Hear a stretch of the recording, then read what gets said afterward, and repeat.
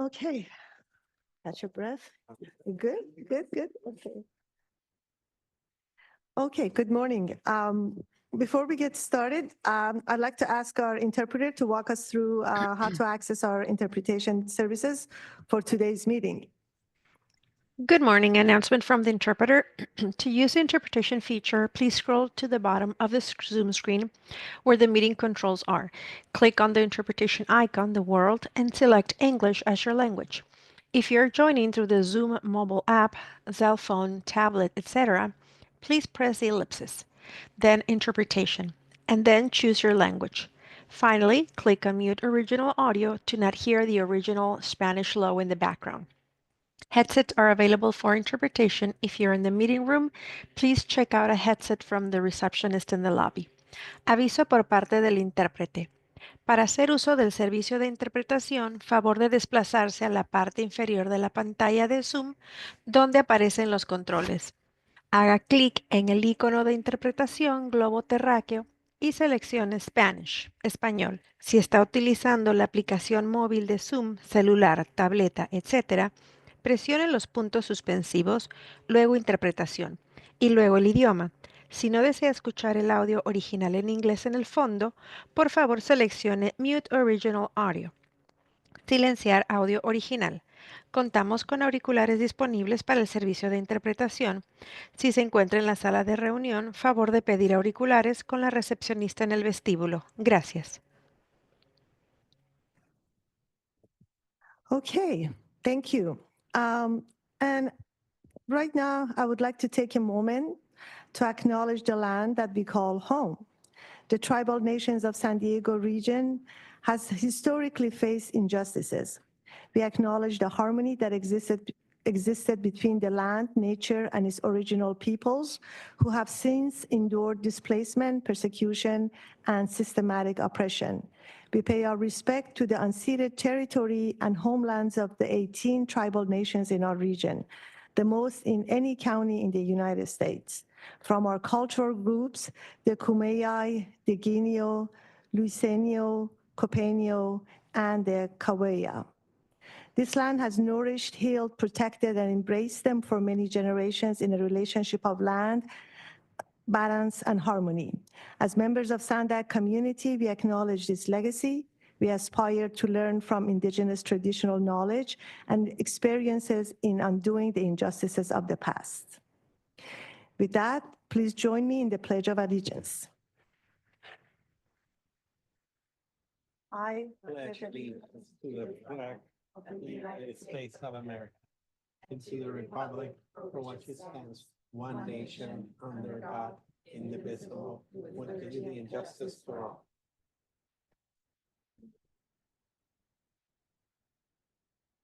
I'll now ask the clerk to confirm that we have a quorum with a roll call for attendance, please. Thank you, Chair. I can confirm we do have a quorum. For Biology Environmental, Lorraine Alquist. Present. For CEO Private Sector, Sunny House. Here. Contractor Construction is vacant. For Finance and Budgeting, Chair Babaki. Here. For Licensed Civil Traffic Engineer, Vice Chair Rivera. Here. And Licensed Engineer and Real Estate Right-of-Way Acquisition are both absent. And for Advisory Member, San Diego County Auditor's Office, Tracy Drager. Present. And that concludes the roll call. Thank you, Claire. So with that, welcome to November 13, Independent Taxpayer Oversight Committee meeting. Before we get started, I'd like to thank the staff for their efforts to pull this meeting together. It's been a real pleasure working with staff and discussing this agenda. Thank you very much. And a thank you to everyone on the phone and web for taking the time to join us today.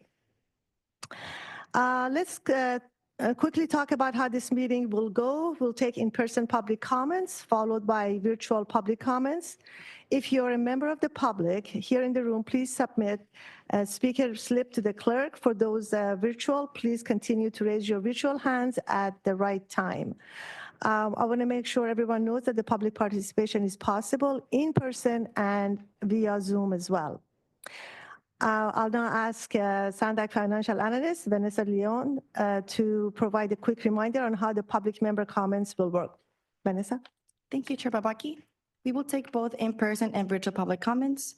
As noted on the cover page of today's meeting agenda, in addition to emailing comments, the public may also provide live comments during today's meeting. In order to provide live comments, you can join today's Zoom meeting through the link or by dialing one of the numbers from your phone that are provided on the cover page of today's meeting agenda. Join the meeting by clicking on the Join Webinar link provided in the confirmation email you received upon registering. When public comments are called for on an item on the Zoom platform, click on the raise hand icon in the Zoom toolbar. The chair will call on you by the name you provide. If you're participating by phone, press star 9. The chair will call on you by the last 3 digits of your phone number. The instructions for providing live comments are also on the bottom of the cover page of today's meeting agenda, which can be accessed from the homepage of SANDAG's website at www.sandag.org. All comments, whether emailed or live, will be made a part of today's meeting record. Thank you. Thank you, Vanessa. Let's get started. And to start, are there any public comments? Please raise your hand at this time. Don't see any hands. Are there any member comments? No member comments? Okay. Then, all good? Yep. We were checking if Oh, there was, okay, nothing? We don't have any public Okay. comments now. Thank you. Then in that case, we'll turn it over to SANDAG Chief Executive Officer, Mario, for Hi. any updates. Thanks. Hi, nice seeing you. It's been a while. Since we first met, I did provide an assessment to the board of directors of the agency. Main pillars are basically, transparency, leadership, structure in the agency, flattening the top level, and aligning our departments to better support our work program. We're making sure that we're providing transparent updates and information every step of the way. This includes oversight and working closely with you and the Office of Independent Performance Auditor. We're a planning and a delivery agency. So making sure that we utilize the fundamentals of planning, project management, and delivery across every department are going to be basic. Ultimately supports our vision of the board to deliver a regional multimodal transportation network for our communities. I know that we're not going to see each other until January, our next meeting. So we have a lot to cover in that point. I do want to make you aware that LAFCO, that SANDAG recently was notified by the San Diego Local Agency Formation Commission, which is LAFCO, of their intent to develop a municipal service review on SANDAG for their fiscal year 24-25 work plan. SANDAG staff has started a series of meetings with LAFCO to learn more and respond to their questions. And it's learn more about actually what is the review going to be about. They are proposing to finish the review in June 2025. Some project updates. We have an upcoming construction. The southbound I-5 off-ramp at Poinseda Lane will be closed this weekend from Friday, November 15 at 9 p.m. through Monday, November 18 at 5 a.m. Construction work will support bike and pedestrian improvements. Residents or nearby businesses can expect minor travel delays, daytime and overnight construction noise. Southbound drivers needing to access Poinseda Lane will be detoured via La Costa Avenue. Regarding our bike program projects, today you'll hear an update on the TransNet corridor and bikeway projects during the first quarter of July through September. There has been a lot of discussions about the bike program. Staff are currently doing an assessment of the program to identify potential scope, schedule, and cost savings. We will be providing a more detailed response and update to the board as soon as this analysis has been completed. And last night, the team was in Imperial Beach in a public meeting regarding the border to Bay Shore bikeway. It was pretty good, the information. There's going to be some work going on in Imperial Beach. Regarding the bike program, the assessment that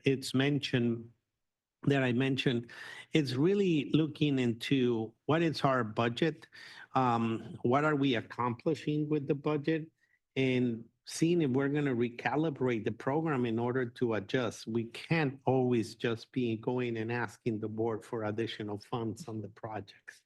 So that's something that we will have to look into. On the Lausanne corridor, CalSTA granted an award to SANDAG and North County Transit for $38 million. The award comes, it's broken up into two portions, $11.6 million for the Delmar Bluff Stabilization Phase 5. And this will fully fund the completion of the stabilization. And it provides $26.8 million for the Eastbrook to Shell double track project to be a 20% match to receive federal funding to construct. So now we need to hunt for the 80%.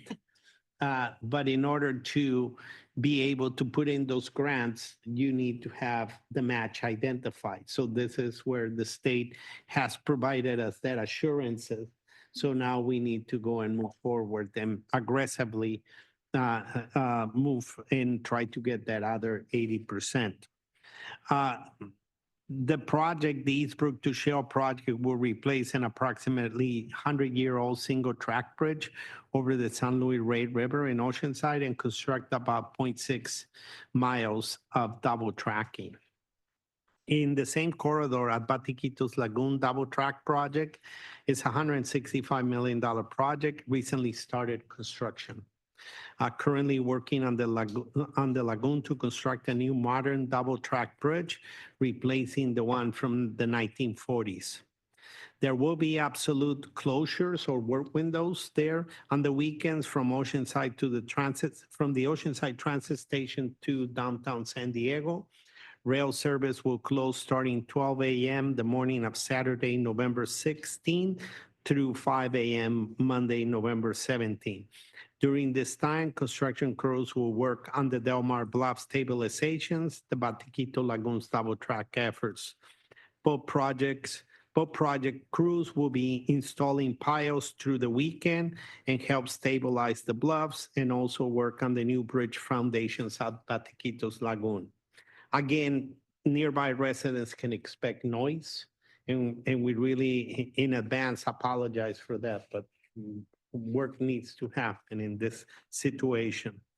Regarding the realignment of the Lausanne line, we are wrapping up the value analysis. The team has come out, I can't remember if it's 16 or 15 alternatives in the draft. It's being evaluated. We will be meeting with the stakeholders shortly, and our plan is to bring a final report to the board of directors early next year. When projects are so complex, there are differences of opinion, so we can expect that there won't be full consensus on all the alternatives that are being proposed for the reissuing a notice of preparation, but that is part of the process itself. The BA was to hone down in the most feasible alternatives and then move forward with a new notice of preparation.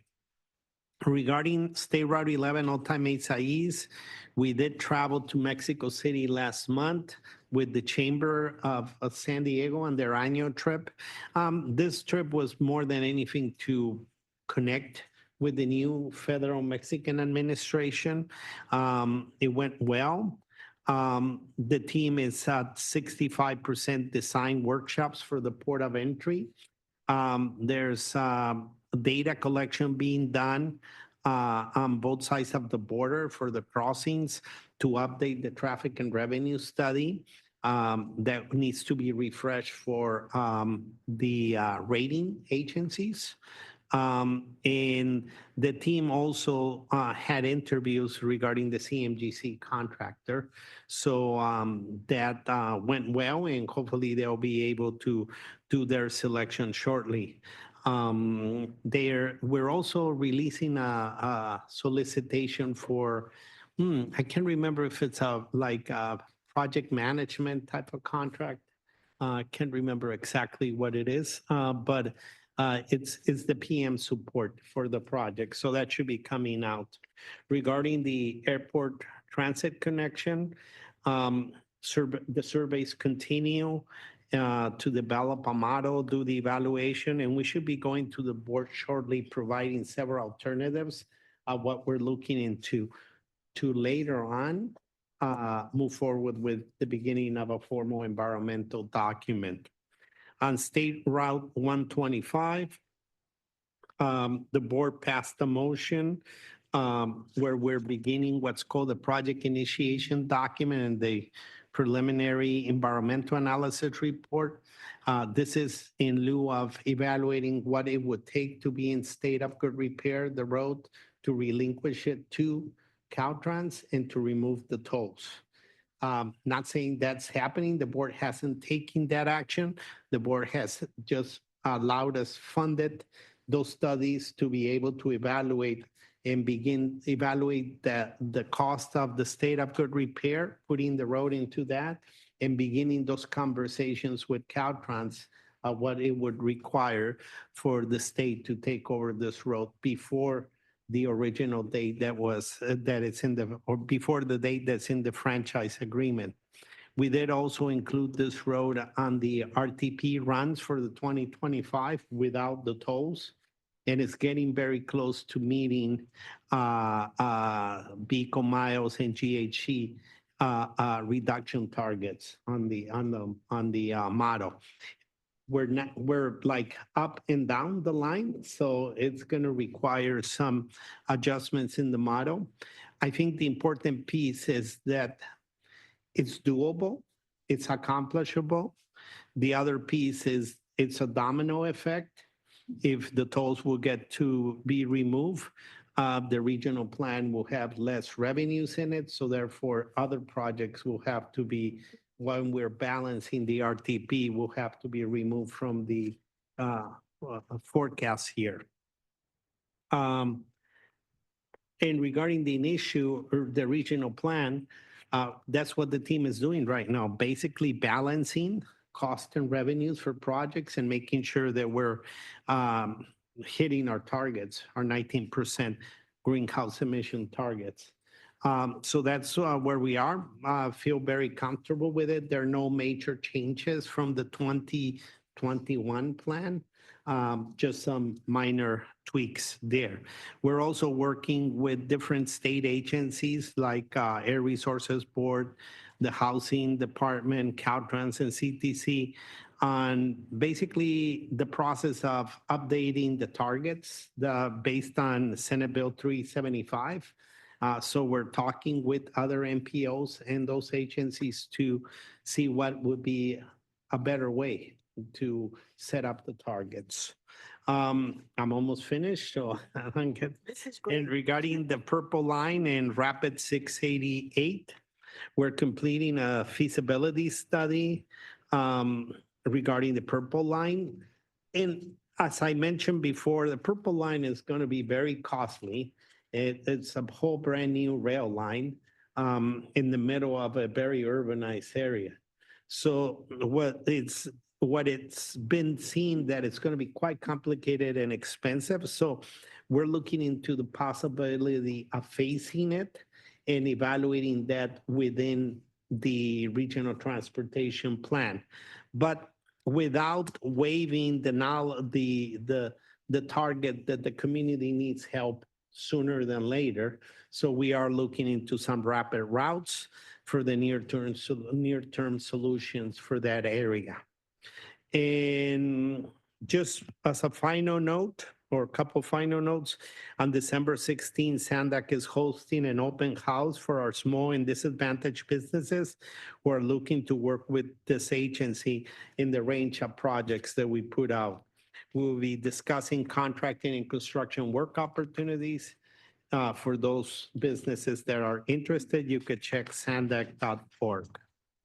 And just to close, the Thanksgiving week, from Monday, November 25th through Friday, November 29th, our offices will be closed. Most of our employees will be working remotely. Our customer service center will be closed to the public that Wednesday through Friday. And we will, like I said, we won't meet until January. So in advance, I want to wish you a happy holidays. That concludes the report. Thank you so much, Mario. Please take all the time you need. We love these updates. Really appreciate the details and for you to be here with your hands full right now and bringing all the updates to us. Really appreciate it. Any comments, questions? Yes. Hi, Mario. I have a couple of questions. The CalSTA grant that you received, what type of, first of all, would the project include any TransNet funds that would be associated with that project? That's a good question. Regarding we're going to target the other 80% from a federal grant. Okay. Now, it all depends. If we're not successful, we need to have a conversation about, do we want to still leverage or use those matching funds, or do we and see if there's opportunities within any local funding or other colors of funding, or we just waive it and send it back. So the source of the federal funds, would that be coming from FRA, or is there a different, what type of agency, or who do we are targeting the DOT, which is FRA funds, most probably. But if we would, for whatever reason, we would not be successful, we'll be targeting other possible grant opportunities. Okay. The other question I have is for the border project. You might not know the answer yet, but with the new administration coming in and priorities at the border, a different type of priorities and workforce availability and things like that, how likely is it that this project would still move forward? Otay Mesa East? Yeah. That's a good question. And you're not the first person who has asked me that question. And, I can't speak for the incoming administration, definitely, but I can give you some information and mile markers that could help kind of look into what could possibly happen. This project has been in the books even before 2008. It has gone through multiple administrations. There are federal documents that call a feasibility studies that reflect that this project is needed, not just for the region, but also for the good operations of the federal agencies. This project got its first presidential permit under the Bush administration in 2008, and it was a 10-year presidential permit, and it got renewed under the Trump administration in 2018. And at that time, the first Trump administration looked at it as a good leveraging tool for USMCA negotiations and how that was going. Having said that, and I won't go longer than this, the next year USMCA it's eligible to be reopened for adjustments. The free trade agreement between Canada, the US, and Mexico. I think that there's going to be a lot of good opportunities. Our biggest challenge in this project has been securing the staffing for this project. And it may be that actually the incoming administration may be more open to augment the different border agency staffing numbers, and it may be an opportunity that we can fill that gap that's been the item that has been holding up the green light for beginning construction. I just put those mile markers there. Yeah. Well, that's great. Good luck. Thank you. Other questions? Okay. Thank you so much, Mario, again. We have an announcement to inform ITALK and the public that our former chair, Jonathan Franklin, has stepped down from the ITALK and the position is vacant. The position is a real estate, professional in real estate, local economics, and right-of-way acquisition position. And I can just tell you from me that Jonathan is going to be greatly missed. It was big shoes to step into when he left. And other than his position being vacant, his participation and the contributions that he brought to this organization was just tremendous. He'll be missed. I don't know if anybody else wants to say anything about that. I know, Sunny, you worked with him yeah. the longest. I did, and I like to thank Jonathan as well. He will be sorely missed. I think he did a great job providing leadership to this committee and did a lot, accomplished a lot within the amount of time that he was here. So it would be great shoes to fill. I know he's not here today, but hopefully he'll see this recording. And Jonathan, we just want to thank you for all your efforts and for the leadership you provided. Thank you, Mariam. Thank you. Okay, and again, a reminder that that position is open, so please keep your eyes open, and we want to continue with the work of this committee, so filling that quickly will be very helpful. With that, we'll move on to the consent agenda. We have items number 23 requiring action, but before that, I wanted to see if there are any public comments on the consent agenda. Please raise your hands. Thank you, Chair. We have no public comments online or in person. Great. Member comments? I have a correction to the minutes of meeting under the consent agenda item number 6. It confused me a little bit. The title of the item was Transit Independent Taxpayers Oversight Committee Member Appointment, not ITALK Chair and Vice Chair. So that needs to be corrected. So Thank you. We can make that correction and repost Thank you. them. Okay. And if there are no other comments, I move to approve the consent. I'll second, Rivera. Okay. Sunny's moved and Frank has seconded. Do I have a motion? Yeah, we have a second by Sunny, yes, and the second by Frank. Any questions? If not, Madam Clerk, can we have a roll call? Thank you, Chair. For Biology Environmental, Lorraine Alquist. Approve. For CEO Private Sector, Sunny House. Approved. Contractor Construction is vacant. For Finance and Budgeting, Chair Babaki. Yes. For Licensed Civil Traffic Engineer, Vice Chair Rivera. Yes. And Licensed Engineer and Real Estate Right-of-Way Acquisition are both absent. That motion does pass unanimously with those members present. Okay. Now we have item number 3. Can I have a motion to approve item number 3? No, we did the consent. Oh, that's, I'm 2 sorry. to 7. 2 through 7. Okay, so we're going to go number 8, reports. Okay.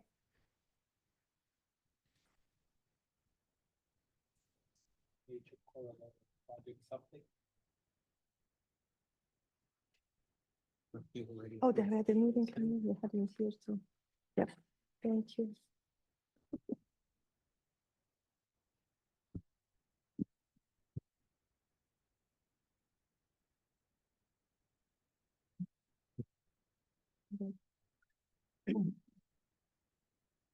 Good morning, Chair, committee members. My name is Clint Peace. I'm the Director of Program Project Management here at SANDAG. And for this item, I want to introduce Caltrans. We're giving an update on the I-5 North Coast Corridor and the 78 project. So with me, we have Wamit Tozi, is the Acting Project Manager in the North Coast Corridor, and Victor Mercado is the Acting Corridor Director for the North Corridor. And I just want to highlight Clint is one of our new directors. He's focused on program project management.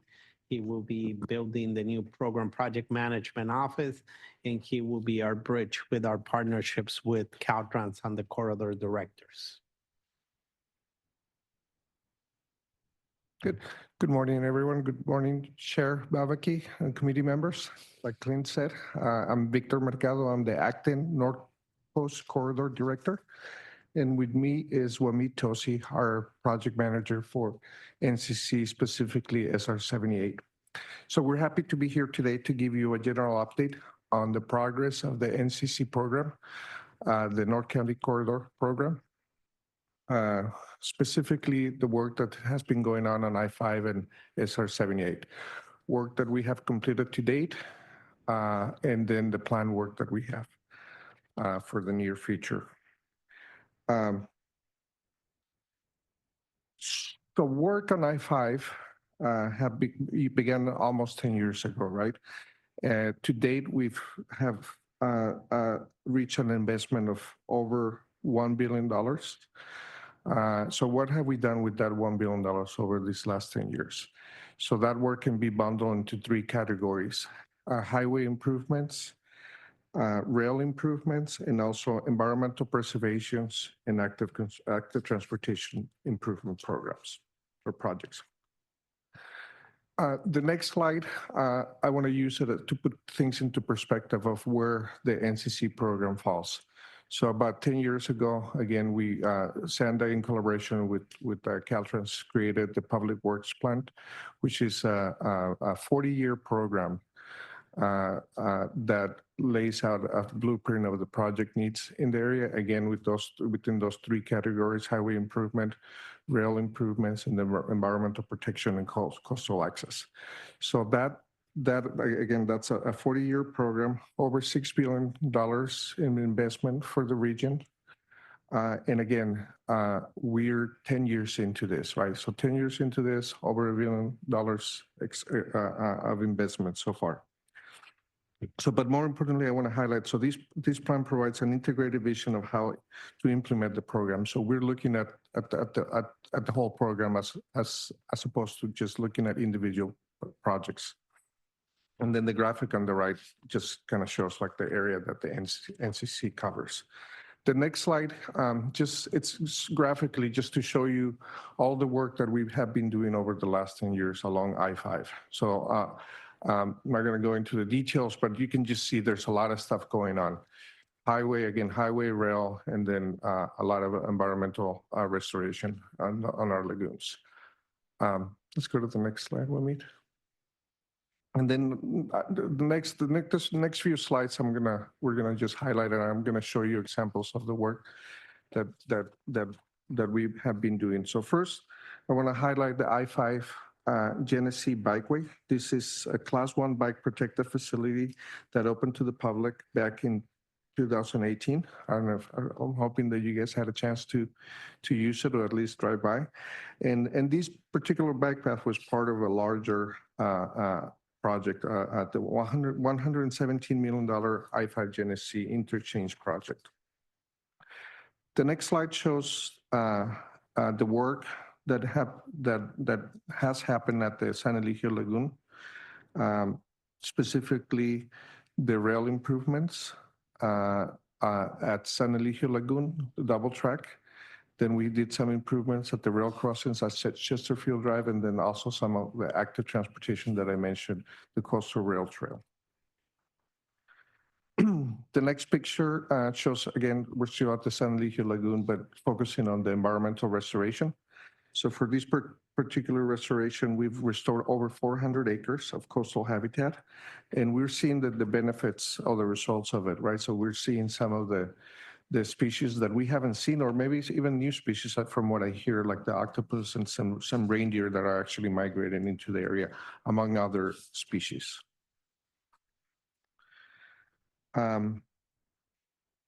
The next slide shows the San Dieguito Lagoon, which was actually finished last month. We had the ribbon cutting of it last month. And for this particular lagoon, we restored an additional 107 acres. So this is in addition to the 400 that I mentioned before. The next slide shows, again, active transportation improvements. The San Eligio Lagoon Suspension Bridge, which actually won a few awards, or like at least one award, but I think it was more than one. Beautiful bridge that was built there. The Solana Hills Bike and Pedestrian Trail, and again, the North Coast Bike Trail. The next slide, I really like this slide, and this is one of the things that we typically don't do on regular Caltrans projects, but with this particular project, we reach out to the community. We get feedback from the community and from our partner, our sister agencies, and we incorporated community art into our projects. So this is something that we did. This is for the city of Encinitas, but we're actively looking at other areas to do the same. We're doing it right now currently with the city of Carlsbad at the Chestnut Avenue area. And then next we have a picture of, like the HOV lanes, the 5 HOV lanes that we completed, 13 miles of HOV lanes between Solana or Loma Santa Fe, Loma Santa Fe and SR 78. So to the average person driving by, they just see like an HOV lane, but I want to emphasize, and this is something that we share with the community and with their families. It's more than just that, more than just the HOV lane that we're constructing. We're doing traffic safety upgrades. We're doing drainage upgrades. We're doing interchange operational improvements, bridge work, retaining walls, sand walls, and then we're also doing pavement rehabilitation and restoration. So much more than what the average person see, and I think that's the message that we want to, project to our community and to our stakeholders. The next slide shows another active construction project that we completed on the Sorrento Valley area. It's the SR 56 bike path. This is a connection between the SR 56 bike path and the North Coast Bike Trail. This goes under the freeway. So before, people biking and wanted to go from one side of the freeway to the other, they had to use the surface streets. So now they don't have to do that. So much safer for sure. And then on the next slide, we're gonna again, it's just graphical representation of the ongoing work. So the previous slide that I showed you was the work that we had completed to date. This is the work that we have right now. So we have, Mario touched on one of them. So we have the Bedquitos Lagoon double track project. We have a number of bike and pedestrian facilities and more lagoon restorations. But more importantly, I don't know if you heard, but so just recently we got some funding from to extend the HOV lane. So the original plan was just to do the HOV lanes up to SR 78. So we began the design on an extension of those HOV lanes from SR 78 to Harbor Drive. So that's supposed to be, we're expecting to have design completed in about 2027. And then we'll be ready to bring a contractor on board. But again, we only have the funding right now for the design. We need to look and work with SANDAG and with the different stakeholders to look for funding for the construction for this. The next slide shows, again, so this is just examples of the ongoing work. So this is work in Carlsbad, Chestnut Avenue bike paved improvements. We're also doing some sand walls and then at Palomar Airport, we doing it. I think we just finished the operational improvements on those ramps in that area. The next slide is, I think it's a gorgeous picture of the project that just started a couple weeks ago, where we're doing the pile driving, the Bedquitos Lagoon double track. And then the next slide shows the project that I was just telling you, the design that we just started, the extension of those HOV lanes. And I just want to just put things into perspective. So the required capital construction investment that we're going to need for this is about $120 million. Okay. And then the next slide, it's a summary of all the projects that I've talked to, that we've completed to date. And now we're going to be transitioning to SR 78. But first, I just want to mention before we hand it over to Amit, give you a little background on the NCC corridor that we have for Caltrans.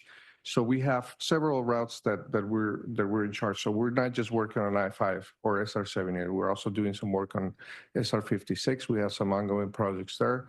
We're working on SR 76, and then a number of projects again on 78, which Wamid is going to discuss. So Go ahead, Wemby. Thank you, Victor. Good morning, everyone. So before going into the project updates for SR78, you can go to the next slide, yes. This slideshow shows the coordination that is happening in the North region. This is the showcase of what we have been doing in collaboration of the cities and the county and CTD, where we did technical working groups of developing the CMCP, the Comprehensive Multimodal Corridor Plan, which engages all agencies into planning and implementing the projects. We have finished the planning phase. Now we're into early implementation for those projects. This is the 30-year transportation plan. And we have continued collaboration, and in the coming years, there will be opportunities to revisit the vision and also discuss funding opportunities and additional briefings that is needed throughout the 30-year. Next slide. So basically, focusing on the actual CMCP plan, we have 3 regions. We have the mobility hubs, we have the mobility boulevards, and we have the regional spines. The mobility hubs are in those blue dark areas that are basically in the downtown areas and connected by the arterials, and the boulevards, mobility boulevards, connecting to the larger regional spines, which is the I-5 corridor, I-15 corridor, 78 and 76.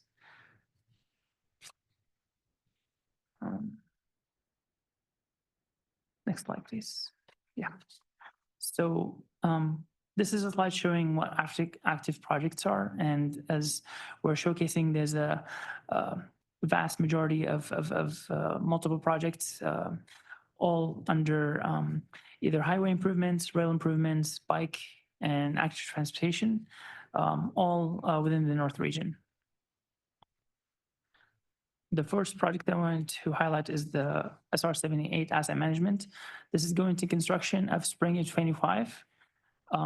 This is basically a facelift of the pavement. Pavement is the anchor asset. It's about 80 lane miles of pavement rehabilitation, but also at the same time, there's satellite assets that are being improved, where we're doing traffic upgrades, safety upgrades. We're doing drainage upgrades. We're doing landscape upgrades.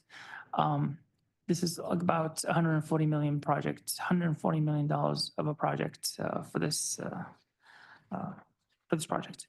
The next project is the SR78, I-15 SR78 connector. This is basically extending the HOV managed lanes into the 78 going westerly up to Cal State San Marcos. And currently we're in the environmental phase. Spring of 25, we're going to be releasing the draft environmental documents. And for a full year, we will have comments from the public and finalizing the final document of 2026. This project is funded through the environmental phase fully for $40 million and partially for the design phase. So moving along on the 78, we have the managed lanes, SR78, which is picking up where we said at Cal State San Marcos, extending those managed lanes about 11 miles westerly into 78. Currently also we're early technical studies. We're doing traffic studies, hydraulic studies, environmental studies to make sure we do the adequate needed environmental study, which is going to take about 6 years. And currently it's funded about 39 million for that phase. The final project that we have on our SR78 is the I-578 connector. This one is also in its early stages of technical studies. Since this is a very, I would say, community vocal area that we're engaging with the community, making sure that what we are studying are conceptual alternatives. We get feedback from the public, same as the local agencies, cities of Carlsbad and Oceanside, the North region, to make sure that all alternatives are studied. This is also a 5 to 6 year process. Currently, we're funded about $16 million for this phase. And for the final slide, we have the actual summary of projects that are happening for the next year. And I'll pass it back to Victor to showcase those. Thank you, Ramit. Thank you. Thank you, Ramit. And then just to close, so anyway, so this is just a timeline of what's left or what's the immediate future up to the summer of 2025. I'm not going to go into details, but you have it there for reference. But just to bring everything, everything back, and then to summarize, our update. So we have a lot of work going on, but this is an effort that has been going on for over 10 years. I want to rewind a little bit back when we were on I-15, when the extension of the TransNet measure came up. So we began working on I-15 with the corridor concept with Caltrans and SANDAG. I think we did an excellent job. We deliver the I-15 managed lanes. We're bringing that same concept. We're actually practically bringing the same teams over to I-5. And so far, these last 10 years, we've kept to our budget, we kept to our schedule, and we kept to the scope of the work that we were supposed to bring. Now we're moving over, work is wrapping up on I-5. Now we're transitioning and moving over to SR78. So you can be sure that we're going to, to expect the same results that we got for I-15, what we've gotten so far on I-5, and it's going to be the same for SR78. There's a lot of challenges, that we're filling in the pieces of the puzzles, if you will. So the major projects that Wamid mentioned, we have the 1578 connector. We're partially funded for the design. We're fully funded for the environmental process. Then we have the 578. That's going to be a big challenge. That's going to be, and the challenge that we have for this is the engineering part, the planning part, the environmental. That's the easy part. The hard part is finding the right solution or the right alternative that's going to work, that's going to balance impacts to the community, impacts to the business, impacts to the cities, impacts to the environment, right? So that's going to be the challenge, and that's really where we're going to need everybody's help to find the right alternative that's going to work for the region.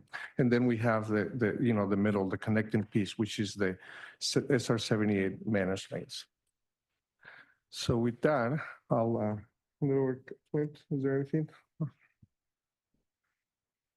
Nobody else, unless there's questions from the committee. Okay. Well, thank you so much for that great presentation. Are there any public comments? Thank you, Chair. We have no public comments on this item. Thank you. Member comments? Questions? I just want to thank Caltrans for coming in, first of all, to be here and reporting an update. I think the North Coast Corridor is a really good example of what multimodalism is about. You worked on all different modes of transportation there, and you gave back to the community with a beautiful San Elijo area and all the other lagoons. I've used the facilities, I've walked there, and it's just gorgeous. So I remember the early days when you had public meetings to start the process and how much opposition there were for this project. But kudos to you to complete it. You delivered. Hopefully the public is happy and you can be successful on the 78th side. As a resident of North County East, I'm looking forward to that as well. So thank you for your work. Thank you. I think an element that this group is going to be instrumental in the discussions is similar to what I had brought up about the bike program. You saw that we have multiple elements going on in North County. And if we were to focus on the highway portion of it right now, like Victor said, we're designing the HOV lane on I-5 from 76 to Oceanside. I forget the name of the street, but that's about 120, right? You said. So that's going to require how we get that funding. And it's the project that is nearest to breaking ground, and it can provide additional relief. Then we have in the 78 corridor, we have 4 elements happening. We have one CHOP or operational and maintenance project going on that the team talked about. That's happening, and it's building an ox lane and even widening a bridge, if I'm not mistaken. That's going to line it up for the connection of the 7815, which is the second element there, but that's now a more longer term project. But that one, the environmental document is coming out next year, the draft, and then, a year, 12 months of draft circulation. And then hopefully we won't have that many issues with it. And we should be moving forward with design. Design is partially funded. So there's going to be requirements there. Then we have the other 2 projects. There are the environmental documents that began for the middle section of 78 and for the I-578 connector. There's going to be a point that the different stakeholders need to have a discussion, including this group, of how do we prioritize and what we move forward. We can't just have documents in the shelf. We need to break ground. We need to start building part of this jigsaw puzzle. So I think I want to plant the seed that us in this corridor, us in the bike program, and others that we will be coming and updating, TransNet is going to be that crucial seed funding for the next upcoming phases. So the imminent phases that are coming are the construction of the I-5 HOB lanes and the design phase, and maybe even construction of the 1578 connector. 1578 connector is going to be the first one out of the chute talking about BMT mitigation. So that's going to be the next also big conversation that we all need to have in the region. Yeah. And it's not chump change. That project itself is $400 million. So I just want to put it out there that those are our next conversations and big decisions that the agency as a whole and ITALC need to look into. If I might, I'm so glad you brought that up, because that was actually going to be part of what I wanted to ask. This is a tremendous effort, great effort in going through the design phases, environmental phases, collaborations that are going to be needed. But also down the line, when we get to construction, the constraints, especially with rising construction costs, that it has so limited the availability. We thought it was constrained before. Every year, when I'm in the business, I'm seeing that how they are rising and how they're actually even putting even more pressure on the availability, and how to get around that and how to really deliver on these projects when something that cost something 5 years ago is 50% higher in so many ways, labor, material. So just that, and that's something that, for us to grapple with. Yeah. But thank you so much. That was a great presentation, great update. Okay. We're on to the next item number 9, a Smart Growth Incentive Program.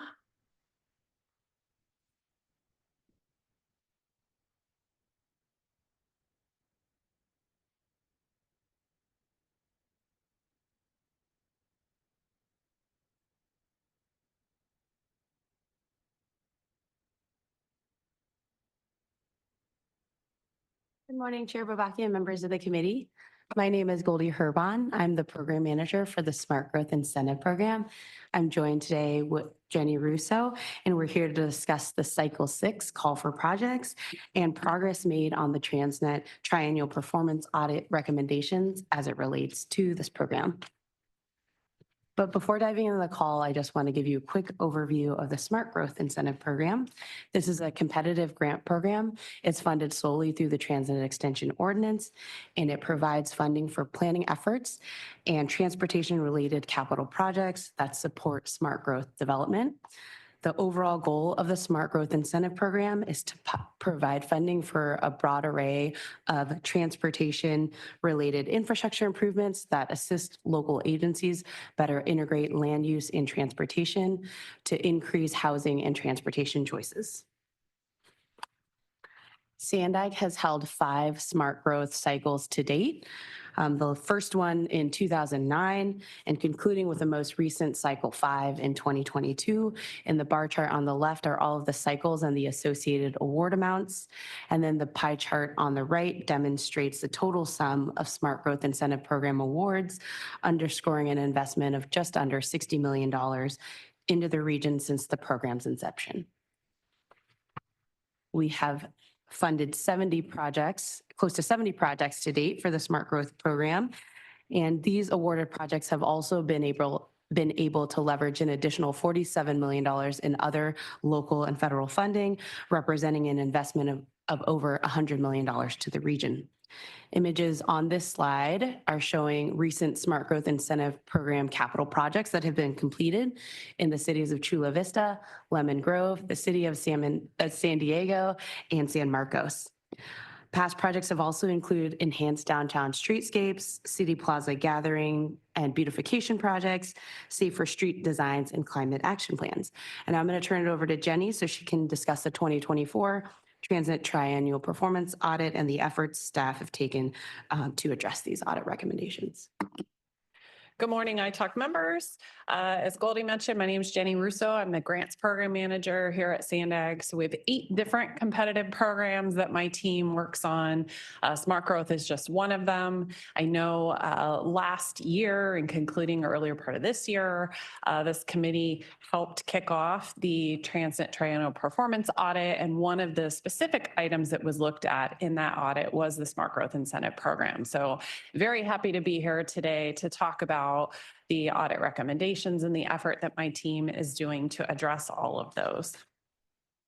So as you know, every 3 years, an audit is conducted of the TransNet program to see how projects are progressing and how the funding has been used. There were 6 audit recommendations provided to us as part of the most recent audit that closed earlier this year. And we've been working to address these audit recommendations as quickly as we possibly can. So I'm going to go through each of these a little bit more depth so you can see what we're doing to address them. And you'll also see in the next item, in item 10, that we're going to have most of these completed. And so you'll see them coming through in January or next meeting that will have pretty much all of these closed out. So I'm very happy to be reporting on that progress. So for the first 2 recommendations, we've made changes to the Cycle 6 call for projects, our grant application, and our grant agreement to address these items. First, we developed a more robust template for our capital projects that is going to set the typical task for each of those projects.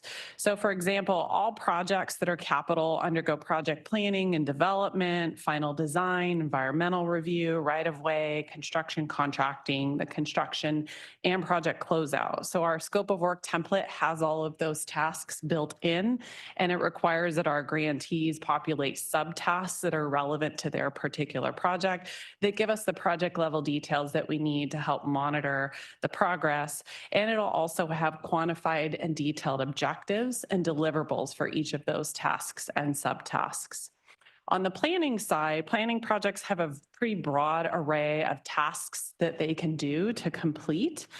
So we have a more general template that we use on that side, but it does also ask for tasks and subtasks to give a little bit more granularity. So to ensure that we get sufficient details for those planning projects, when the application period closes, our staff is going to do a detailed review of every single planning project scope of work and make any changes that we need to with the applicant to make sure that all of that information is there and you can really get a good picture about what that project is and how things are going to be worked on. And then that revised scope of work is what's going to be provided to our evaluation committee to review and help recommend which projects could receive funding. For the next two, we incorporated performance measures, which is audit recommendations 3 and 4 shown on this slide. Unfortunately, in the cycle 5 call for projects, which was our prior one, it was conducted in 2022, and those projects had performance measures, but when the audit was conducted, those projects were just started, so there wasn't an ability to show progress and to be able to report on what's happening in those. So we're picking up the same effort on this cycle, and we've expanded that into capital projects as well to get a lot more detailed performance information that we can be reporting to you. So for this upcoming cycle 6 call for projects, we have robust performance measures that we develop that accurately detail the program's accomplishments, and all of those are listed in attachment 2 of your report.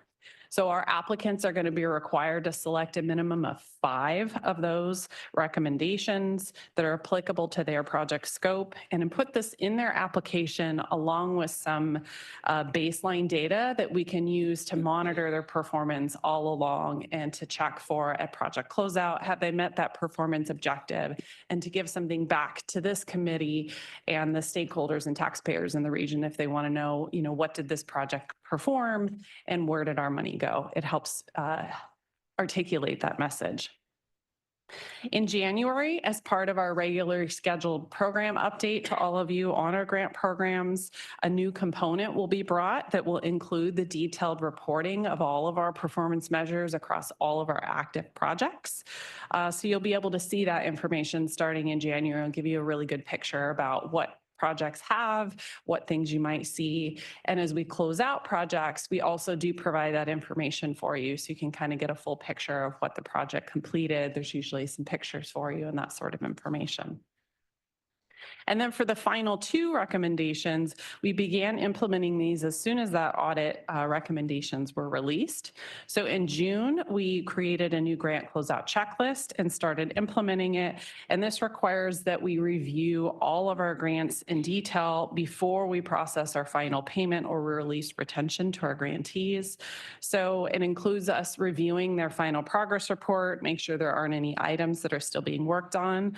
On the construction side, Goldie goes out and does a site visit of all of our construction projects. This is where the before and after photos come from. She checks through the scope of work. Did they provide all their deliverables? Is everything there that was mentioned in their application and their scope that they were supposed to be delivered? This is where we can get into measurements of things to know, how many linear feet of sidewalk did they put in, how much pavement, those sorts of things. And all of this gets packaged and documented as part of our project report and goes with that closeout checklist. So we have all of that detailed information on every single project as we're closing it out. And this gets routed when we send our invoices through for approval. So we've got to double check to make sure all of those steps are being completed. And if there is a project where a grantee, either we don't think that they're going to be able to make it, or it seems like they haven't met their performance measures, or they're not going to be able to provide deliverables, we would bring those projects here for you to review and on to either the regional planning committee or the transportation committee to determine what do we do with those projects. Do we close them out as is? Do we ask grantees to pay funding back? It all sorts of depends on the circumstances of that particular project. Thankfully, we haven't had any of that happen yet, but if that were to come into play, we've got some procedures in place to be able to address it. And from there, I'll turn things back over to Goldie and talk about our development of the upcoming call for projects. Thanks, Jenny. All right, this component of the presentation, I'll go through the development of the call for projects. So how did we get to where we are now? This first slide is a timeline of our stakeholder engagement. So this time last year, we began listening sessions with local jurisdictional staff to help us develop the call. In June, we brought the draft scoring criteria to the multiple working groups, including the Sustainable Communities Working Group, the Mobility and Social Equity Working Groups. And then a month after, in July, we took the scoring criteria to the Transportation Committee, along with the Climate Action Planning Task Force. And then a couple months ago in September, we took the scoring criteria to the Regional Planning Committee. So at the listening sessions with our jurisdictional staff, we gauged interest in cycle 6 and the types of projects that they'd be seeking funding for. We heard loud and clear about their staff capacity issues and barriers and ways in which SANDAG could help address those barriers. And then feedback we received from working groups and policy advisory committees are listed on the right side of the slide. And feedback included raising the maximum award amounts to account for inflation, greater consideration for equity and investing in our underserved communities, and reducing the administrative burden on applicants, and funding projects in descending score order without consideration of a number of awards an applicant could receive. In July, the Transportation Committee requested several changes to the call for projects as well, which are summarized on this slide. In general, these changes will provide greater transparency, to the process and distribute funding more broadly across the region. In response to the feedback that we received through stakeholder engagement, other changes included increasing the maximum project award. So for planning projects, the maximum project caps went from 500,000 to 1 million. And for capital projects, the maximum cap for projects went from 2.5 million to 3.5 million. Other feedback we heard include enhancing the community engagement criteria. And we'll do that by prioritizing projects that are community-led, include underserved and limited English proficiency population, and provide meaningful roles for the community through the project lifespan. We'll also be reducing the administrative burden on applicants by simplifying the application process to include more quantitative questions on the application, like yes, no checkboxes, and providing technical assistance to applicants during the entire application period. And lastly, allowing jurisdictions with an adopted climate action plan to receive funding for monitoring and implementation efforts that align with the Smart Growth Incentive Program principles and the 2021 Regional Plan Environmental Impact Report. Okay, so now I want to talk about Smart Growth Incentive Program eligibility. So the first eligibility criteria I want to talk about project location. So in previous smart growth cycles, we only funded projects within geographically restricted smart growth opportunity areas, or SGOAs for short. And the location and extent of SGOAs were defined in adopted regional plans. To provide greater flexibility and fewer restrictions this time around, we are proposing to remove that geographic boundary from the eligibility criteria, and instead projects would just need to further the smart growth principles and goals and objectives outlined in the 2021 regional plan, and additionally elements in the sustainable community strategy. The next eligibility criteria I want to talk about is the climate action plan projects. So with the adoption of the 2021 regional plan and the GHG mitigation measures 5A included in the EIR of the regional plan, applicants must have a locally adopted climate action plan or GHG reduction plan in order to be eligible to receive funding for planning or capital under the Smart Growth Incentive Program. Agencies that do not have a locally adopted CAP or GHG reduction plan can apply for Smart Growth Incentive Program funding to develop one under the Climate Action Plan project type. The evaluation criteria for this project type prioritize funding a new CAP over other Climate Action Plan activities. So now I want to talk about matching funds as an eligibility criteria. So similar to most competitive grant programs, previous Smart Growth Incentive Program calls for projects have awarded points for matching funds. Points are awarded based on the amount of matching funds provided as compared to their total project costs. And other TransNet funds, including local street and road program funding, were allowed to be used in the past as match. Most federal and state discretionary programs do not allow applicants to provide matching funds that are from the same source as the grant program they are applying for. Staff has reviewed the TransNet extension ordinance language, which is depicted on the slide, and the expenditure plan and board policy number 31. And while there is no specific language that allows or prohibits the use of TransNet funds as match for smart growth incentive program funding, staff believes that the intent of the voters was not to allow the use of TransNet in this matter because the ordinance states, it's bolded in there, it is intended that these funds be used to match federal, state, local, and private funding to maximize the number of improvements to be implemented. Staff recommends that other TransNet funding like local street and road program funding not be permitted as matching funding sources. And we do realize that local, state, and federal funding is limited, and therefore matching funds are not required to apply for smart growth funding, but they are awarded points, and we've reduced that number of points down to 5% this cycle. So when this topic was brought up to the Transportation Committee in October, concerns were raised that awarding points for matching funds disproportionately harms smaller cities that do not have additional funds to provide as match. But the TC did ultimately recommend to the board that they approve the recommendation that other TransNet funds, including local street and road programs, not be allowed as match. And then we also took this to RPC on November 1st, and we asked them to consider TC's recommendation, and the RPC also recommended to the board that they approve the recommendation that other TransNet funds, including local street and road program, not be allowed as match. All right, so this is the best part of the presentation, the final call for projects. So for cycle 6, we, like other rounds, eligible project types is planning and capital, the first two on the right. But again, to address the mitigation measures in the 2021 regional plan, we added an additional project category, which is climate action plans, but the majority of funding will be allocated to capital, which we'll see on the next slide. So staff is proposing to release $45 million for cycle 6. $30 million will be allocated to capital projects, $12 million for planning, and the remaining $3 million for climate action planning. Agencies would be able to submit, just to go back, on the right side, the table indicates the minimum and maximum award amounts for project types. And you can see the two that are raised, calling out that we had raised those amounts, maximum award amounts, in light of stakeholder comments. Agencies will be able to provide multiple applications under each project category.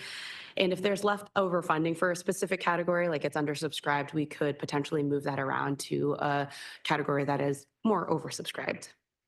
And then also on the table on the right, we indicate the performance period for the project types. It's typically 36 years for planning projects and 36 months, not 36 years. Could you imagine? And 42 months for capital projects. So the two tables on this slide are a summary of the evaluation criteria for planning and capital projects. They are largely the same, but for a subcategory, subcriteria for A, major milestones completed.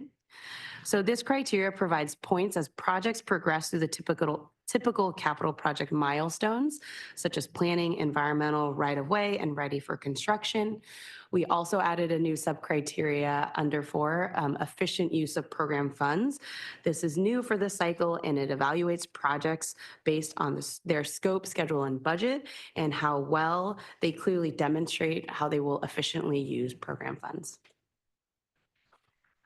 This is the last draft evaluation criteria table for the final category, climate action projects. This category of funding is available for 3 types of projects. They're bulleted on the left side in the blue ribbon. For any agency who has yet to adopt a climate action plan and needs funding to develop one, or one who needs to update their climate action plan, these projects would be evaluated under criteria number 1. Eligible activities besides climate action plans can also include greenhouse gas emissions inventories, greenhouse gas emission forecasts and reduction targets, and greenhouse gas reduction measures. And then for agencies that already have a climate action plan or an update to their climate action plan, but are seeking funding for implementation or monitoring activities, these types of projects will be evaluated under evaluation criteria too. Any new caps or climate action plan updates can also receive points under category 2 if they include these types of activities. And finally, any planning or capital projects that come out of a climate action plan would apply for funding through the planning and capital projects that I mentioned earlier. This slide presents our upcoming timeline. So the call for projects have been making their rounds through PACS, ITALK, and the board in October and November of this year. So we went to TC on October 18th. We're at RPC on November 1st. We're here at ITALK today. We're slated to go to the board on November 22nd. Upon board approval, we will release the call for projects, hopefully by the end of the month, which would initiate a 90-day application period, and that would close in February of next year. That would be followed by evaluation and development of project recommendations, and that would occur in spring of next year. And then once recommendations are made, we will make our rounds through ITALK, PACS, and board this time, or in July of 2025. And we anticipate grant agreement executions and notices to proceed in the fall of next year. And then projects would commence and then conclude in about the 2028, 2029 timeframe. And that concludes our presentation. I'll turn things over to the chair for discussion and comment. We're looking for your input on program eligibility, especially the use of TransNet funding as matched, should you have any comments on that. Thank you so much. Thank you very much. Are there any comments, public comments? Thank you, Chair. We have no public comments on this item. Thank you. Member comments? I'm sure. We've got a member comment. My concern is on the construction projects. A lot of times, you know, the application may be the best and promises to deliver and stick to the milestones, the scheduled milestones. But then inevitably there's delays that happen with utilities or right-of-way or even seeking permits from Caltrans or the railroad agencies, a PUC. And so I'd like to make sure that when those applications are submitted, especially on the construction ones, that maybe the applicant be a little bit more, present their ability to be more confident that their schedule is going to stay as they presented in their application, because usually these other factors that maybe come out of their control, and then we're seeing the time extensions. And as our chair mentioned, construction costs are not getting any cheaper. So I really think that on the construction one, that's what the public sees, the dollars at work. And, you know, the projects that have been completed have transformed those areas immensely. I've been to a lot of those smart growth areas, and they've really changed those areas from what they used to be. And so I think the public, in looking at the investment that's being made in these areas, they want to see the projects finish as quickly as possible. I know it affects the public and the businesses during construction. And so the fact that a project may be open longer just because there's a delay in some permits or some utility that hasn't been able to get relocated, that's my concern.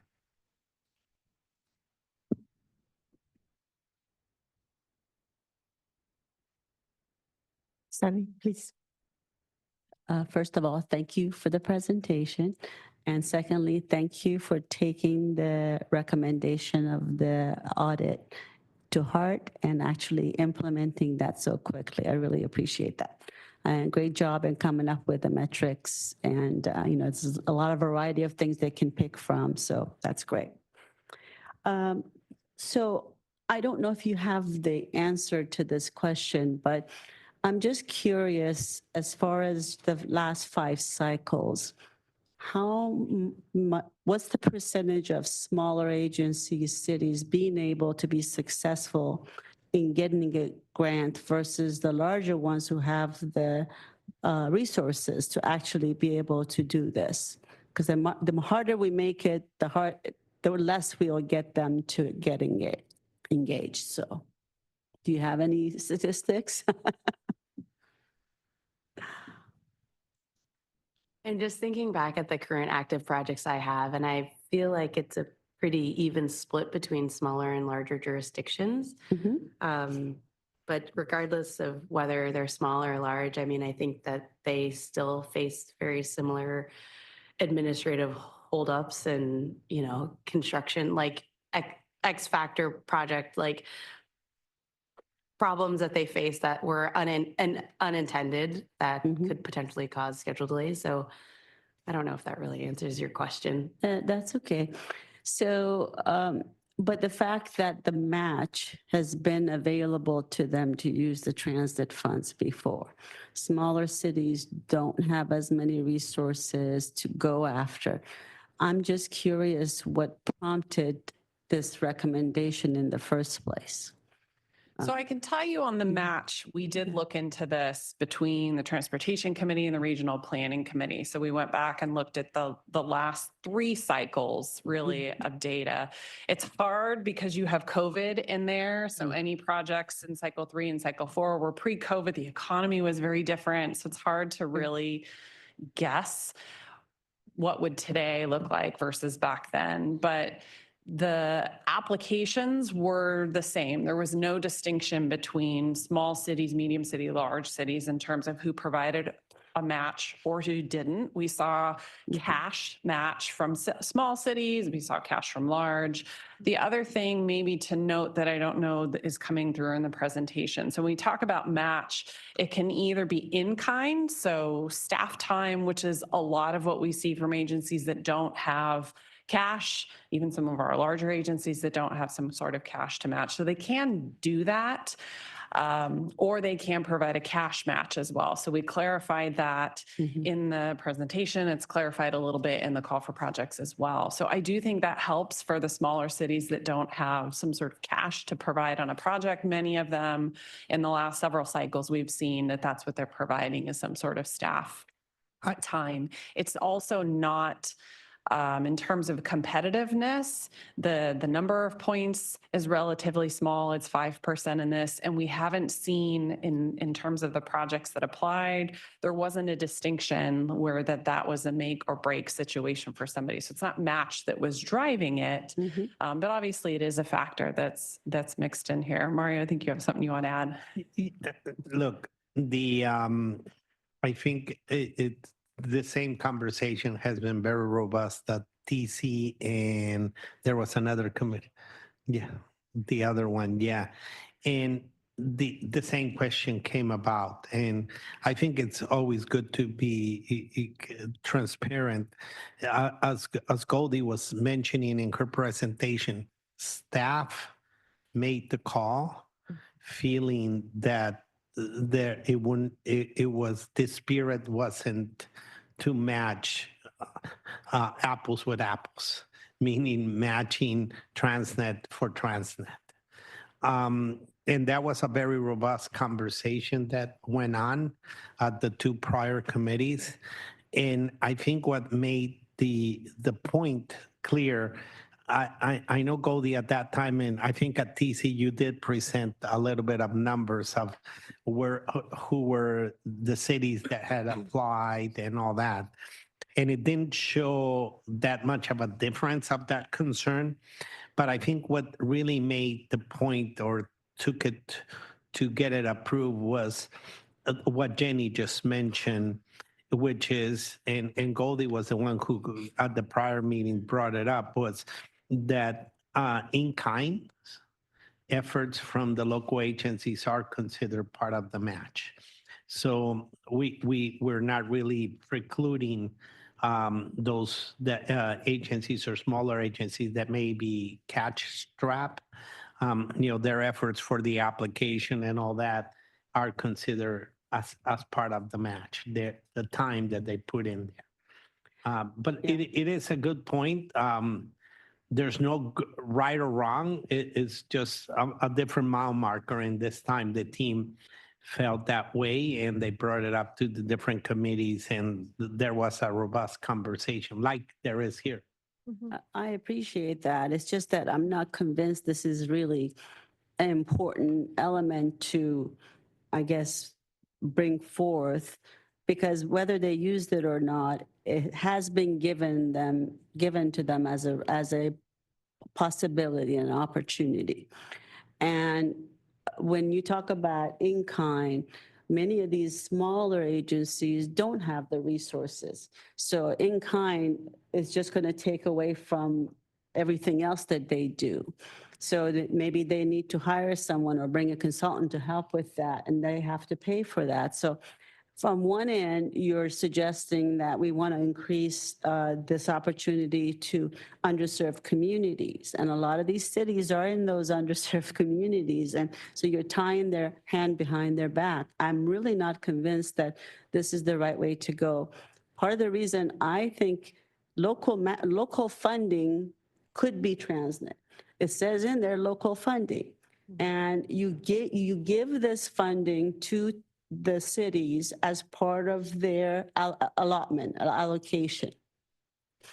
You have some criteria on how to use the fund, but you don't tie their hands behind their back and say, no, you must use it on this project and not on that project. So they have discretion in using those funds the way it would serve them best. I understand it's a very small percentage and maybe is not as important, but I'm not convinced that I would want to recommend something like that. And I know the Transportation Committee has already voted on that. But that doesn't mean that you cannot recommend to the board something else. So I would recommend, if I were to vote, I would recommend to go forward with everything you said, except just leave that TransNet match alone.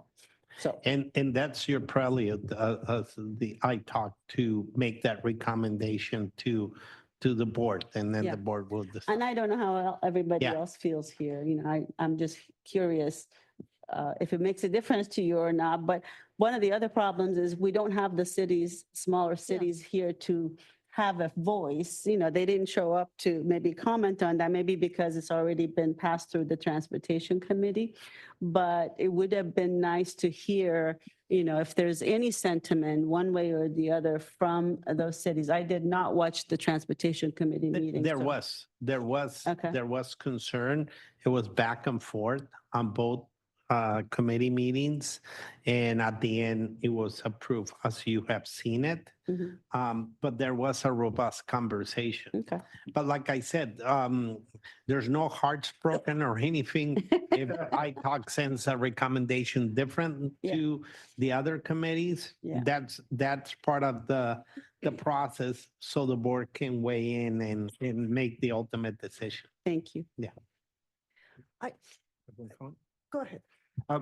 I've been involved with the local cities and been in meetings, SANDAG meetings, where the small cities are saying it takes us several years to even save up to do one traffic signal modification project. And others that take advantage of the TransNet credit program to do their paving program. So they'll do paving for 5 years ahead of time. And so I think the smaller agencies, they're thinking about what they want to put out there and what applications they really want to submit for, because they do have less cash coming in and less TransNet. So I think maybe we're not aware of just all the conversations that may go on with the smaller agencies. And I used to, you know, ask them up front, because they're typically the canary in the coal mine. They're the first ones that are going to feel it. And so when we were proposing changes in scoring or changes in policies, what was their impact going to be? And it was very important to hear what they had to say, because with a medium or a large city, it really didn't matter. They had all these other options available to them, but it was the smaller cities that, if they haven't spoken up yet on what they'd like to see, then that's on them. But I do think that there's a lot of discussions that go on before we even see the applications that are submitted on behalf of those smaller cities. So hopefully they're continuing to do that, and they've reached out to Goldie and Jenny regarding their thoughts on where the program is going. But it is that they're putting forward what they want to work on and what they have the ability to work on, because maybe they'd like to do 2 city blocks and they're only going to come in with 1 city block. You know, their project limits are going to be a lot different. Yes, Lorraine, please. And just maybe in addition to that, I remember the city of Escondido came forward and they had a lot of staff turnover. And I don't think that's a unique scenario. And so potentially, if there's an opportunity to solicit and kind of do an inventory on what constraints that cities do have, and then if there's a possibility to have a liaison from a SANDAG perspective to evaluate or assist these particular cities in the short term, that could help to stabilize and give equal opportunity to what I'll call as constrained agencies or cities. Well, I think what you're suggesting is good, but it's not going to help them implement the project. You know, they may help them with resources to do the grants and all of that, but to actually implement the project is going to take people to do the work. And if they don't have the matching fund, or they don't have the fund, the rest of the fund, you know, this is only a portion of what they will ask for.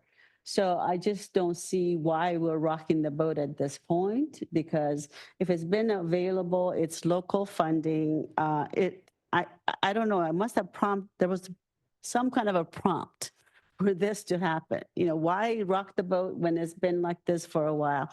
We have no idea what the intention of the voters were, because it's very nebulous. It's not, you know, specific about grant funding and what local funding means. So I'm just curious, why are we doing this in the first place? So, but if someone wants to make a motion,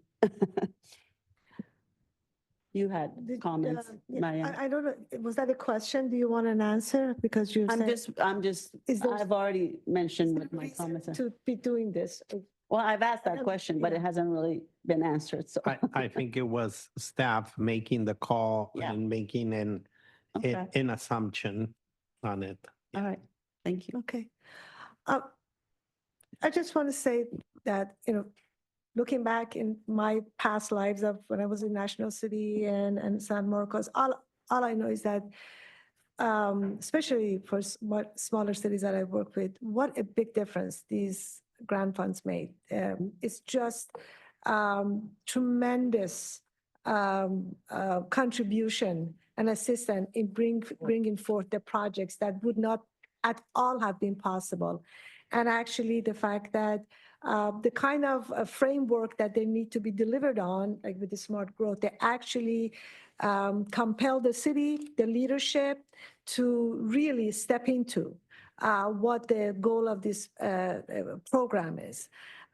So yes, I really can speak to the effectiveness, the tremendous assistance and help that it is to the smaller cities. And for me also, I'd like to see that possible, more possible for them to be able to take advantage of it. You could make the motion.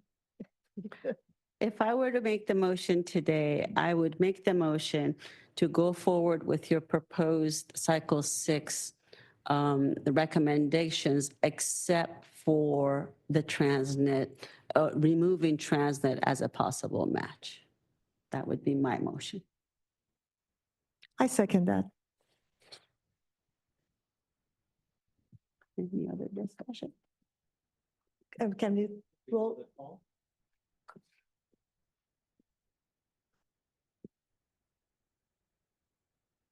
For biology environmental, Lorraine Alquist.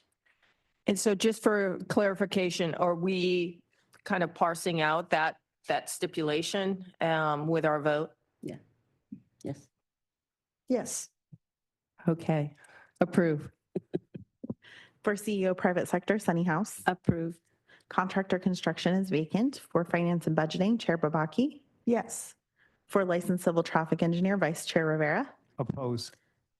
And for licensed engineer and real estate right-of-way acquisition is absent. So that motion does pass with one in opposition. Oppose. Okay. Well, very interesting. And again, robust conversation. I think with that, I want to thank the staff for a great presentation. We're moving on to item number 10, fiscal year 2015, 18, 21, and 24 TransNet triennial performance audits recommendations. Thank you, Adrian and Vanessa.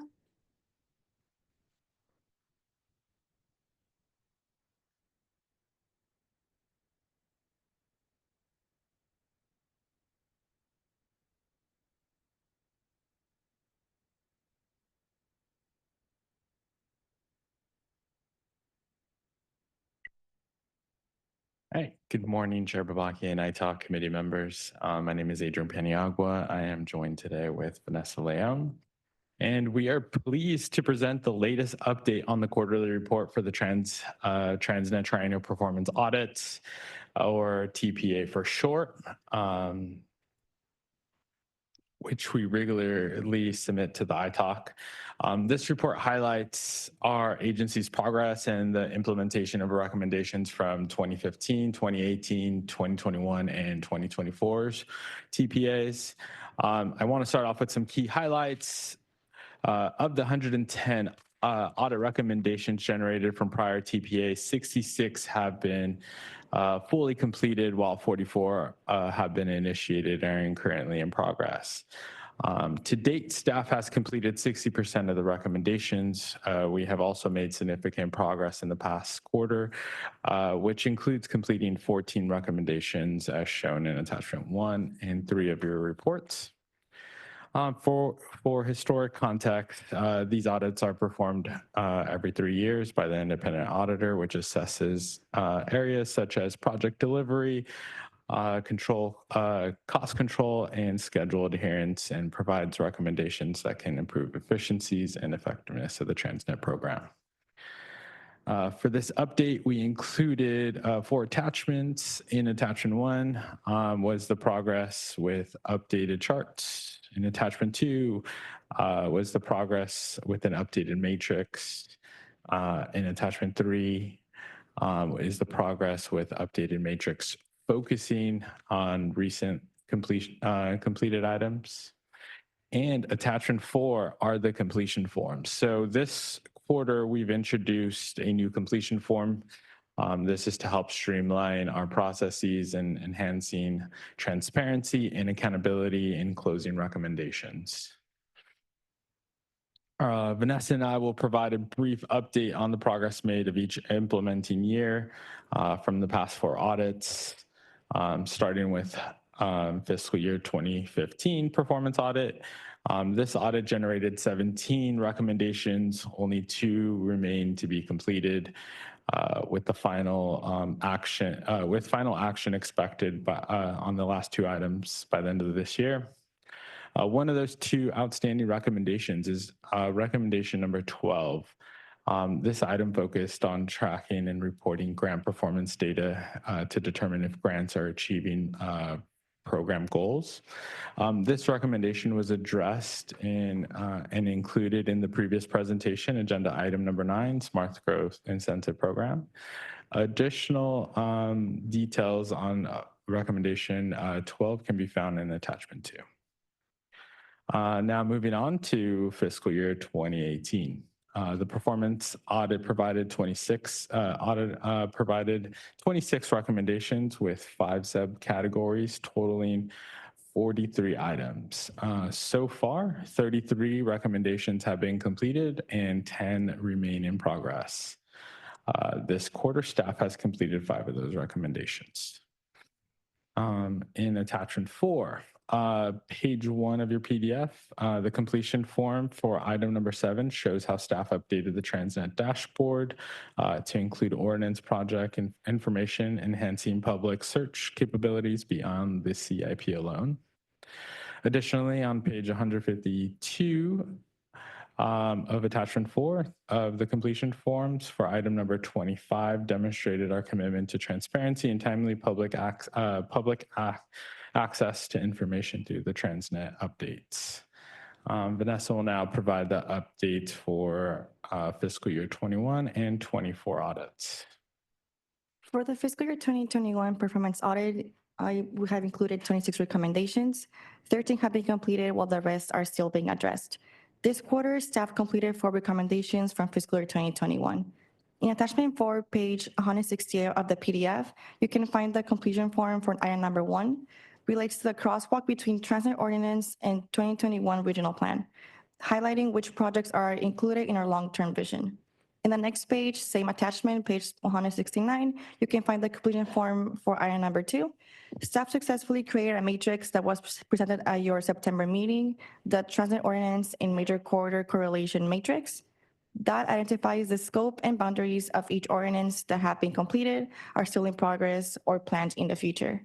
A few other recommendations contain ongoing efforts to ensure continuous process improvement. Moving on to the latest audit, fiscal year 2024, we have included 24 recommendations. Staff has completed 5 recommendations so far, and the rest are still in progress.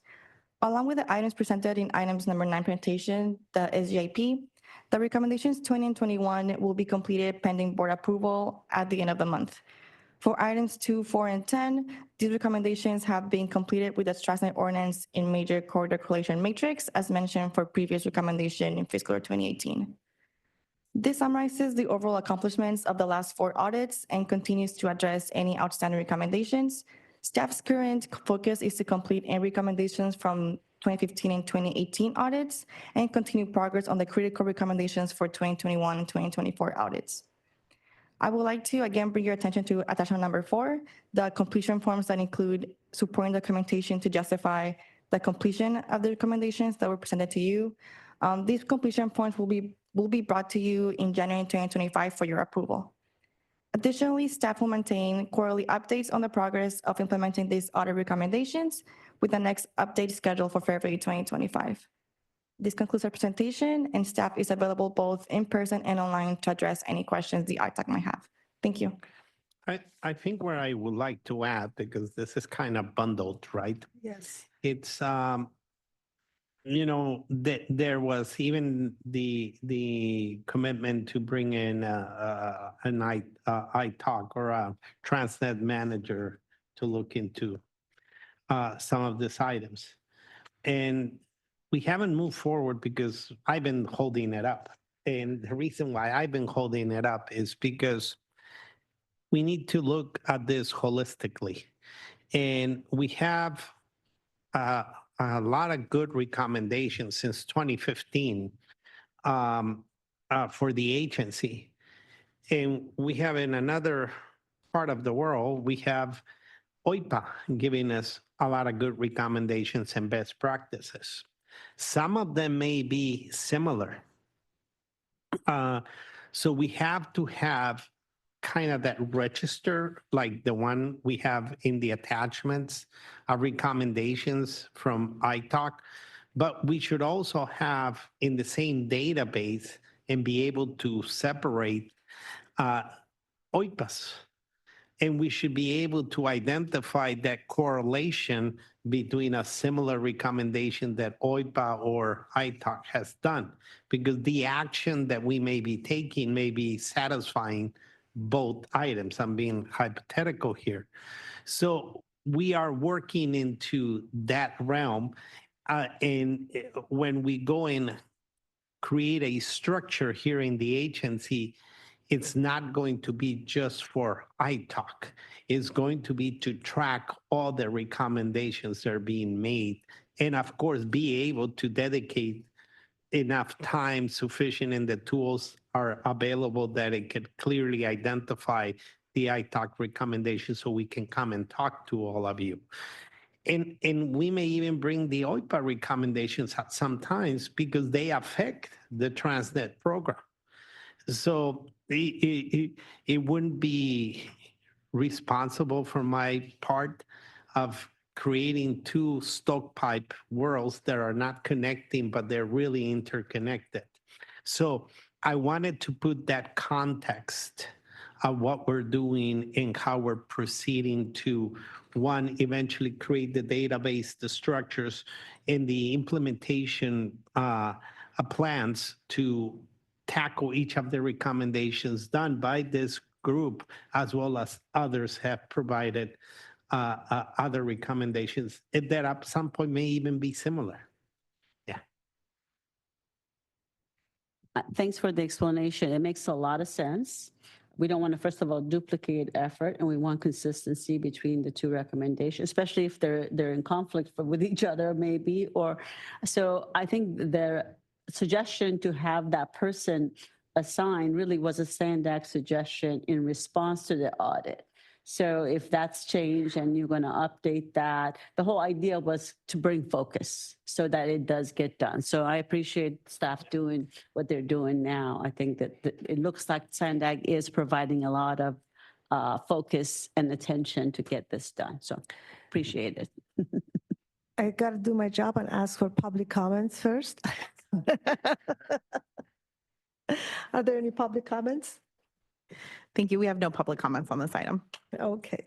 All right, now member comments. Are there any member comments? No. Yeah, I totally agree, Mario, with what just you brought up. Is ultimately the goal of iTalk is efficiency and ensuring that in our operations, in the expenditures, what the goal is accomplished in the best way possible. And if it takes to really look at efficiencies that is available out of this, absolutely, I would support it. Yeah. Chair, if I may, so as they presented, the new item that we have on the agenda is the closeout forms. So they will be coming back to you in January for final approval. We also provide some backup to provide how we came about at closing those items out. What we'd like, if you have any feedback on these closeout forms, because this is new, let us know and we can work them in different ways. But this is the first time that you have seen this. So we just wanted to see if you had any comments before we brought it back in January. I thought it was a great idea. Okay. You kind of, and you have signatures on there, so Yeah. it gives it a little bit more legitimacy, and is closed, and you have documentation. So whoever's brilliant idea was that, kudos. Oh yeah, I like to definitely give kudos to staff. They've been working very hard on creating job. an internal tracking method and working with the subject matter experts to make sure that we focus on these items. So Yeah. we've closed out quite a few in the last quarter, probably more That's than we have in awesome. the last year. So That's they've done a quite great an job. improvement. Thank you so much. I also like to see as a percentage of what it's being closed out. So the number is good, but see as a percentage of the comments provided overall, what percentage is getting completed? By quarter? By quarter, Okay. by however measure you want to have, like how many was submitted for let's say for fiscal year, and how many of them was completed. Okay. Overall progress. Yes. Yeah. Okay. We can do. Okay. Thank you. Okay. Thank you. I guess that's it for this item. Moving on to item number 11. Oh, I see. That's why you're both sitting there still. Yes, that's our item. And Okay, then item number 11. to bring Adrian Vanessa again on discussion on ITALK goals. Yeah, just to bring context of the your last question, out of the 110 items, we had 14 completed.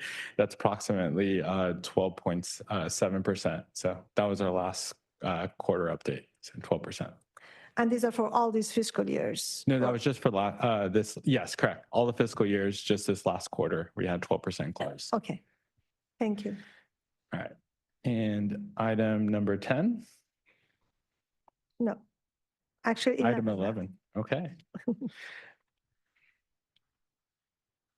right. So today I'm here to present the draft goals for the remainder of FY 2025. First, I would like to recognize the hard work that staff has dedicated over the past fiscal years to these high impactful goals that have been set. And I'm very proud to say that we've made substantial progress as documented in attachment 1. Also in your packets, you'll find attachment 2, which outlines the draft goals for 2025. These goals are carried over from FY 2024, as Chair Babaki has recommended that we continue them due to their strong foundations and proven effectiveness. Looking ahead, Chair has encouraged us to collaborate closely as we focus on achievements for the rest of the fiscal year and into fiscal year 2026.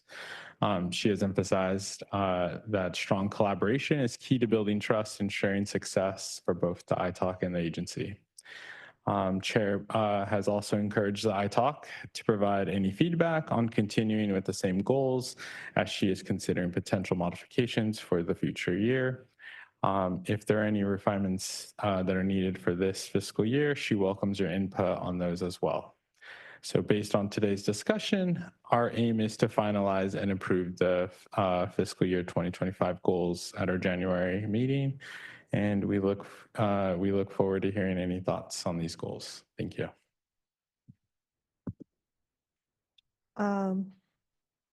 Any public comments? There are no public comments on this item. Okay, thank you. Member comments? I don't want to be talking on every item, but it looks like it's happening that way. Sorry. So item number 2 for iTalk, we're still trying to improve the process with selection and, the whole amendment process. I think we need to move forward. I'm very concerned about our ability to fill vacancies on iTalk, and it takes months. So this to me has become more of a priority. We even canceled the meeting because we didn't have a quorum. Now we lost Jonathan. So I know that we have established a subcommittee to revisit the amendment language that we came up with. I'd like to move forward with that. We don't have to have 3 members, up to 3 members. So I would really appreciate if we can schedule something before the end of the year, because we're dark in December.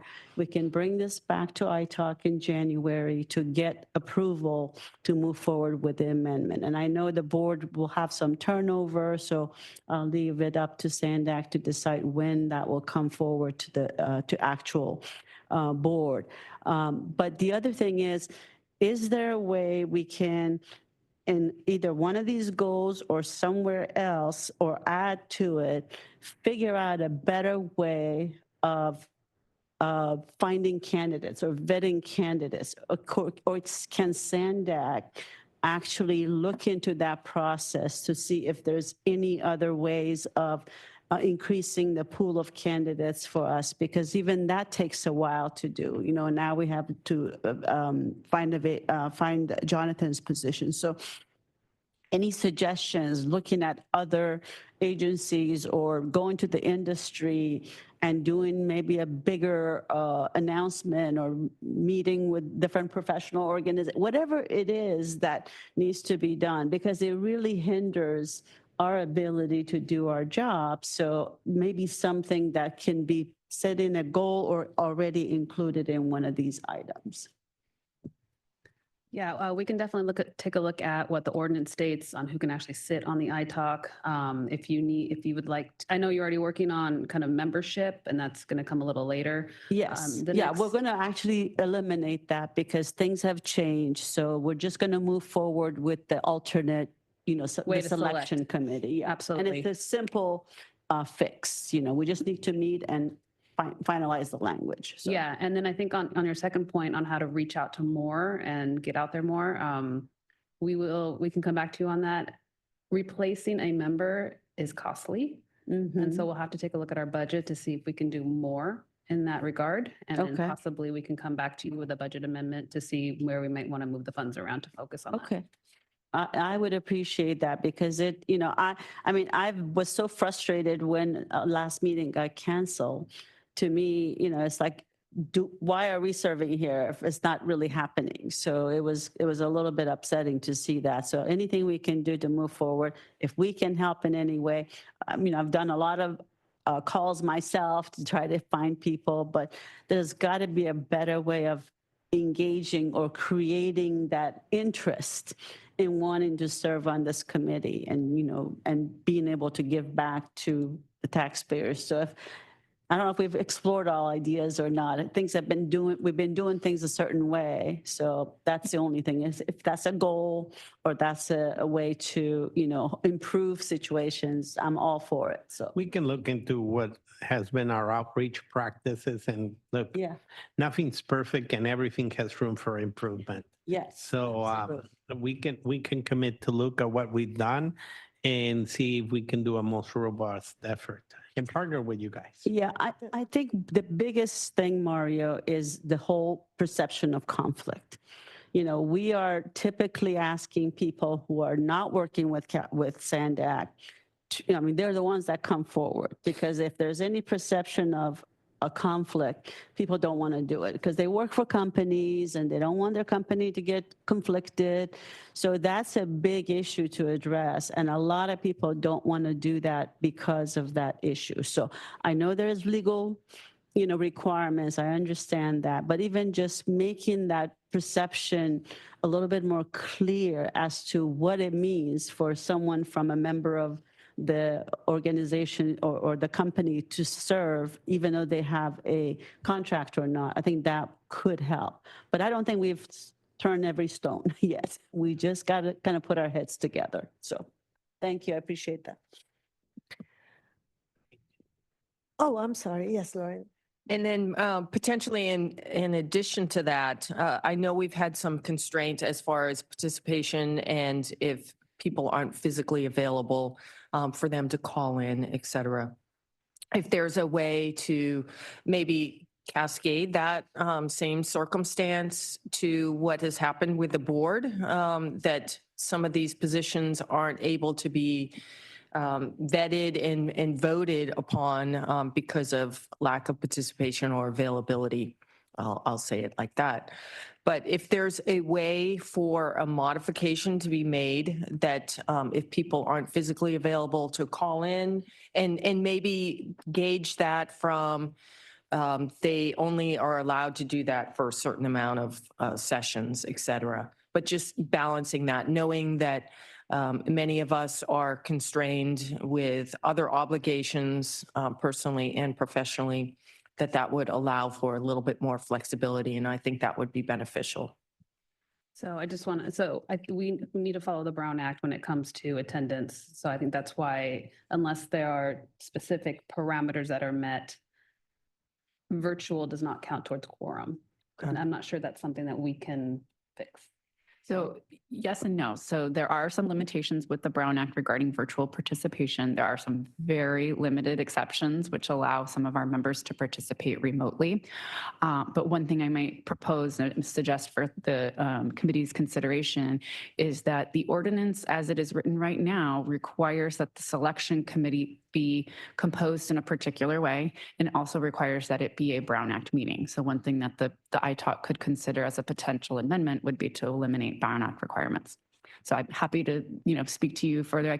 Happy to meet with your subcommittee a little bit further on that issue as well.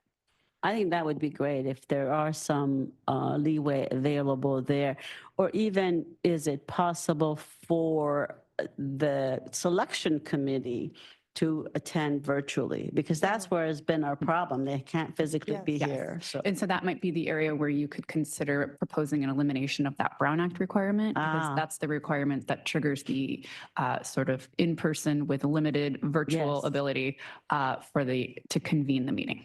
So Is that so also for the selection committee? That is a requirement in the ordinance that's particular to the selection committee for ITALK members. Yes. Okay. But it doesn't have to do anything with the Brown Act. That one is just the language of the language of the ordinance when it was adopted included that requirement around the Brown Act. But perhaps maybe it's ripe for the board to reconsider whether that is still serving them. Amberlynn, we need you in the next subcommittee meeting. Happy to help. Thank you for that. Thank you. I also wanted to ask, actually, when we were discussing this item with the staff, whether we wanted to continue the same goals, add to them, take away. I really want to hear from the members on this one, and I would really ask that each of us look at it again and see if this is something that we think we should continue in deference to all the work of the ITALK members before me. My recommendation was to keep them as they are, but it doesn't mean that we cannot expand on them, or you say this one is not relevant anymore and we can delete it. But I would welcome a conversation if you all want at some point to look at these again and evaluate them. So that's what basically the gist of our conversation with Adrian and Vanessa on this one. And of course, input from Mario.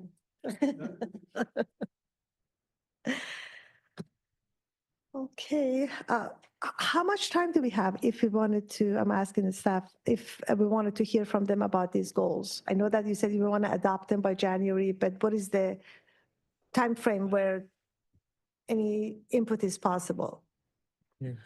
So what our thought process was, we would continue these goals till the end of the fiscal year. We would adopt them in January to say that staff will continue to focus on these main goals until June. And then until June, if you want to have the discussion, you can have it as a separate item. And then we would adopt new updated goals for FY26 going forward. Okay. Yeah, half the year is almost over, Yeah. over. Also with new members coming on board, hopefully, we might have different opinions. And so it'd be nice to hear some fresh ideas. Then sounds good.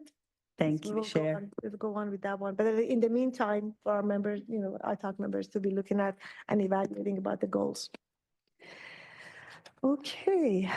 I think this concludes our report items on the agenda.